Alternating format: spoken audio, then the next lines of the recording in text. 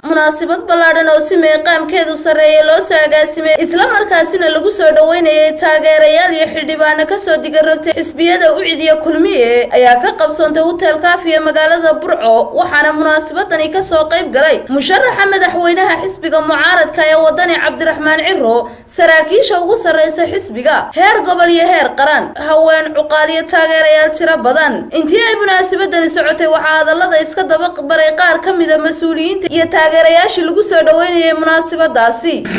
waxa weeyaan codku waa naga geerto go'an ee beesha awal mari soo biriya xisbiga wadani ee dalka iyo dadka badbaadin kara ee hogaaminayo xildhibaan Cabdirasaaq Omar Sanaare xubnihii hore gobolka Togdheer Cali Bashiir Ismaan Aw Yuusuf awal mari maanta wuxuu tabiyay todobadii cajaayib ee adduunka ayuu tabiyay maanta yaa ku dhaqaaqay hayaan ku dhaqaaqay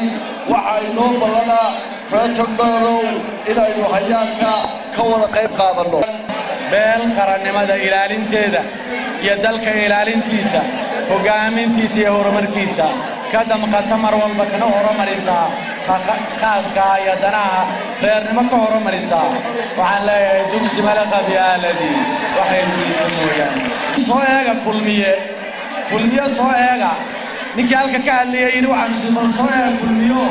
bal wax ka jiraano waanu soo weynay wixii la sheegay waxa isna geestiisa soo afmeeray xafladani gudoomiyaha xisbiga mucaaradka ee wadani ahna musharaxa madaxweynaha xisbigaasi mudane Cabdiraxmaan Cabdilaahi Ciro waxaanu ballanqaad u sameeyay salaadiinta iyo cuqaasha dalkani Soomaaliland isbedelka Soomaaliland u baahan tahay iyo taageeradooda xisbiga wadani aad iyo aad baan idinku mahadnaqayaa isagoo sicir bararku dhammaan shacbiga saameeyay ciidamada horaan uga hadalay waxaanu haddana maanta ka cadaynaynaa halkan in dhammaan cuqaasha Soomaaliland aanu 200% mushaharada u kordhinayno haddii la karo ugu dambeyntii ururka sahan wadani ayaa halkaasi shahaado sharaf ku guddoonsiiyay mas'uuliyiinta ugu sareysa xisbiga mucaaradka ee wadani iyo qaar ka mid ah warbaahinta gobolka Togdheer barwaaqo aadan Maxmed telefishinka caalamiga Universal magaalada Burco.